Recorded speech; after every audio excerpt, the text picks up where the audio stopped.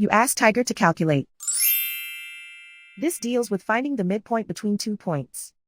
The midpoint between the 2 points is 34.5, negative 13.5. Let's solve it step by step. Plot the 2 points and calculate the midpoint using the formula. The coordinates of point 1 are, x1 equals 31, y1 equals negative 33. The coordinates of point 2 are, x2 equals 38, y2 equals 6. PM represents the midpoint of the 2 points.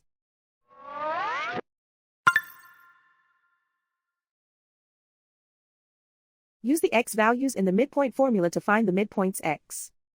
x1 equals 31.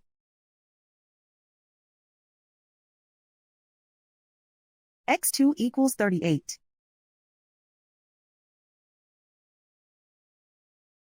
Simplify the arithmetic.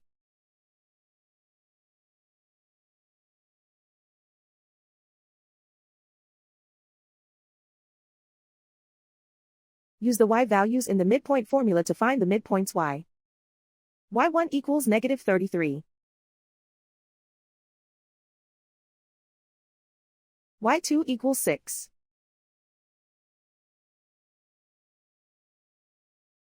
Simplify the arithmetic.